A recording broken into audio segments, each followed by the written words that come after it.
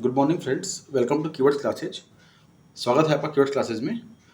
आइए हम देखते हैं आज कि इकोनॉमिक्स से, ठीक है, अर्थव्यवस्था से कौन कौन से प्रश्न पेट में बने थे और यह जो पेपर है, यह पेपर जो है वो जो पेट की परीक्षा पहली बार 2021 में हुई थी उसका शिफ्ट 1 का पेपर है फ्रेंड्स। ठीक है, ठीक है, इसको देखिएगा आप लोग। और क्या बोलते हैं कि आप लोग ना सब्सक्राइब कम कर रहे हो और लाइक कम कर रहे हो।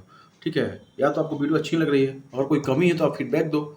कमेंट्स में आप बोलिए कि हाँ ये सर ये कमी है, आप इसको इम्प्रूव करिए, तो ज़रूर उसमें इम्प्रूवमेंट किया जाएगा। ठीक है, तो बस यही कहना था आपसे। बाकी आप समझदार हैं, ठीक है, तो लाइक शेयर सब्सक्राइब सब कहते हैं, हम भी कह देते हैं। ठीक है, तो आप करें चाहे ना करो तो आपकी मर्जी है। ठीक है, करेंगे तो आपका कुछ बिगड़ेगा नहीं, हमारा भले बन जाएगा।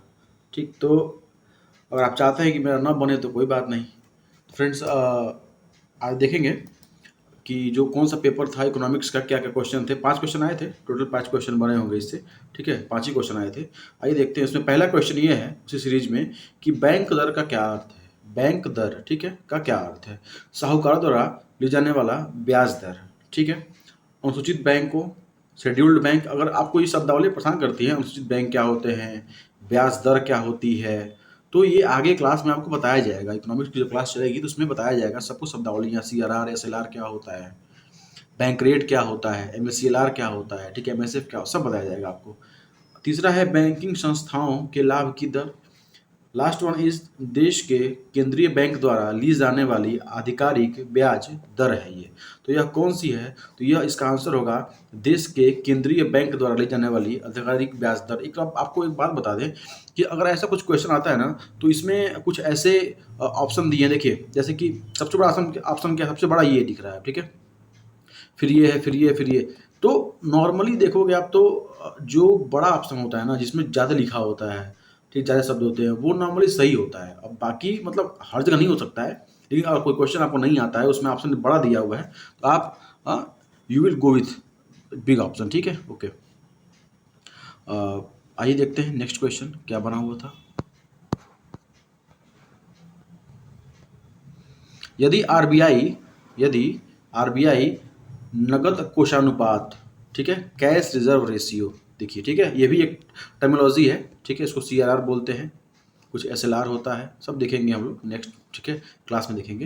यदि आरबीआई नगद कोषानुपात को घटा दे तो साख सर्जन, मतलब क्रेडिट, क्योंकि थोड़ा सा हिंदी टफ होता है इकोनॉमिक्स का, ठीक है, तो इसको इंग्लिश में कुछ और हिंदी में, मतलब यू कैन से दैट कि इंग्लिश में पढ़ना आपके लिए काफ़ी कंफर्टेबल रहेगा ये।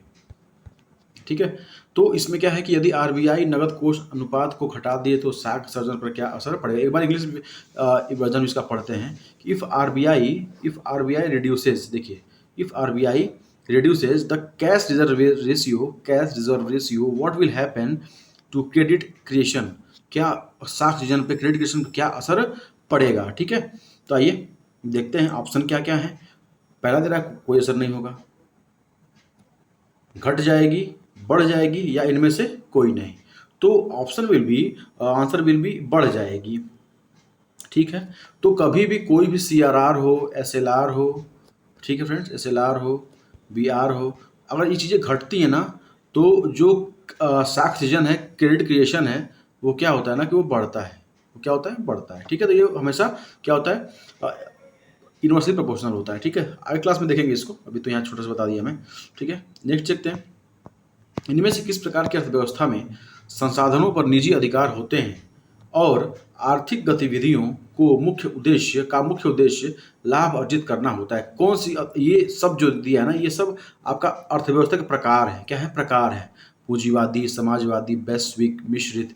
तो इसमें कौन सा ऐसा है जिसका मुख्य उद्देश्य, जो एम होता है, वो क्या होता है, प्रॉफिट अचीव करना होता है। तो इसमें मिश्रित जो अर्थव्यवस्था है, इसका जो, सॉरी मिश्रित नहीं, पूंजीवादी अर्थव्यवस्था जो है, ठीक है, इसमें नाम ही पूंजी कमाना, लाभ कमाना। ठीक है, तो इसका जो उद्देश्य होता है वो क्या होता है, लाभ अर्जित करना इसका उद्देश्य होता है। ठीक है, आइए नेक्स्ट देखते हैं। 3 क्वेश्चन देख रहे हैं हम लोग। चौथा क्वेश्चन है कि 100 रुपये का नोट किसके द्वारा, ये बहुत फेमस क्वेश्चन है। जो भी बच्चा बिगनर होता है, बिगनर फिर तैयारी करता है, उसके जब मुंह पे जरूर ये क्वेश्चन होता है कि बताइए किसका साइन होता है, थोड़ा पढ़ लेता है तो। ठीक है, 100 रुपये का नोट किसके द्वारा हस्ताक्षरित होता है, मतलब सिग्नेटरी कौन है उसका। सिग्नेटरी कौन है, कौन अथॉरिटी है जो उसको साइन करता है, ठीक है। तो जो आरबीआई गवर्नर है ना, आरबीआई के गवर्नर, उनके उस पर हस्ताक्षर होते हैं, ठीक है। लेकिन अगर यही बात करें 1 रुपये के नोट और 1 रुपये के सिक्कों की, तो कौन होता है, वित्त मंत्री, ठीक है।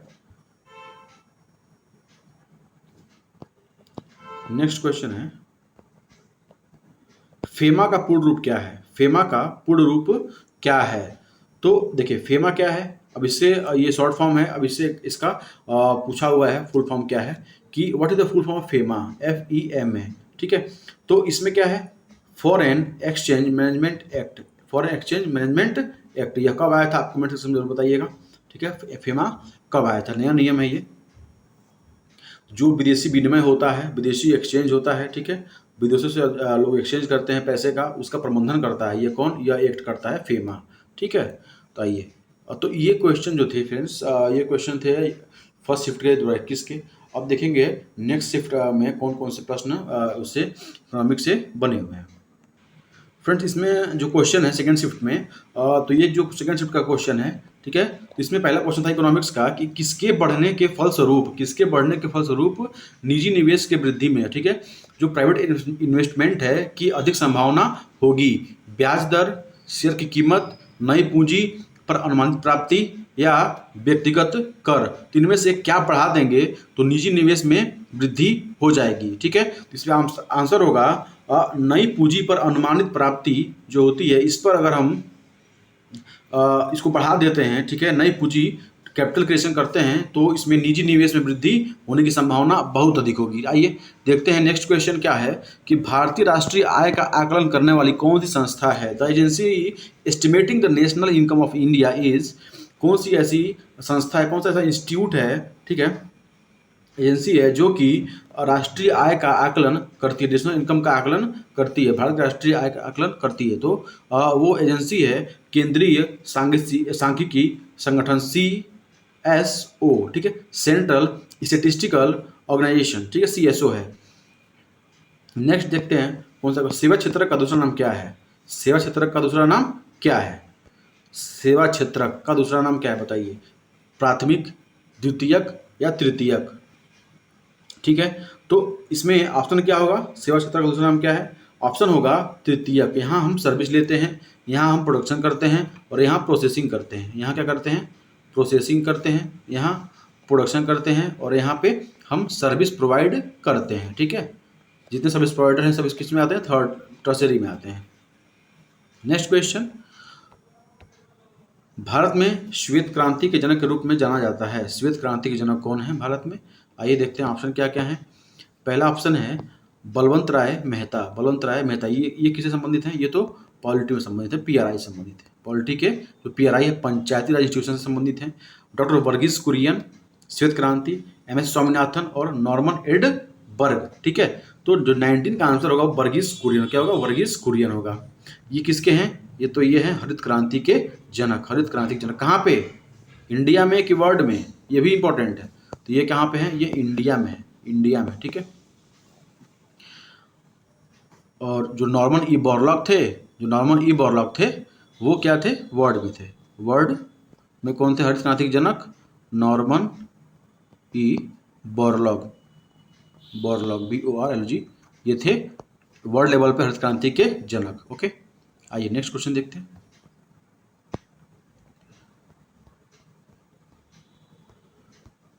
भारत में आर्थिक सुधार 1991 के दौरान प्रधानमंत्री कौन थे, PM कौन थे, उसमें पूछ रहा है कि जब आर्थिक सुधार आए थे, LPG रिफॉर्म आए थे, ठीक है, 1991 में 92 में लागू हुए थे, LPG liberalisation, privatisation and globalisation, ठीक है, उदारीकरण, निजीकरण और वैश्वीकरण, उदारीकरण, ठीक है, निजीकरण और वैश्वीकरण जब आया था तो उस समय PM कौन था, तो PM थे PV नरसिम्हा राव, PV नरसिम्हा राव, ठीक है। देखिएगा जैसे इनको नाम को अगर याद करना हो ना, तो आपके 3 नाम है इसमें, PVN, क्या आया था उस समय, LPG, ठीक है, LPG, ठीक है, याद रखिएगा पी और पी इसमें आ रहा है, PVN PV नरसिम्हा राव और LPG लाए थे ये, ठीक है। बाकी दो नाम क्या है, अटल बिहारी वाजपेयी, तो ये तो थे ही नहीं उस समय। मनमोहन सिंह उस समय, हाँ ये था कि ये उस समय ना वित्त मंत्री थे, क्या थे, वित्त मंत्री थे। इन्हीं कार्यकाल में, इन्हीं के सुझाव पे, इन्हीं के मेहनत से, ठीक है, यह LPG रिफॉर्म इंडिया में आए थे, ठीक है। तो ये थे क्वेश्चन 2021 के पेट के। तो इसमें और भी क्वेश्चन देखते हैं, कोई क्वेश्चन है बचा है कि नहीं इसमें दोस्त। तो यही क्वेश्चन 5 क्वेश्चन थे, ठीक है। तो अब नेक्स्ट में देखेंगे 2022 में जो 16 अक्टूबर और 15 अक्टूबर परीक्षा हुई थी, उसमें लगभग 20 क्वेश्चन होंगे। तो उसको भी हम एक अलग वीडियो में देखेंगे, ताकि ये वीडियो बहुत बड़ा ना हो, आपका मन उबे ना पढ़ने से, ठीक है। अगर आपको वीडियो अच्छा लगे तो आप लाइक सब्सक्राइब जरूर शेयर जरूर करिए इसको, ठीक है। बाकी जो कोई गलती होती है पढ़ाने में, कुछ ऐसा होता है तो आप फीडबैक ज़रूर दीजिए, ठीक है। आपका जो फीडबैक है हमारे इंप्रूवमेंट का काम करेगा, ठीक है। इस वीडियो में इतना ही। आपका दिन शुभ हो। Thank you all.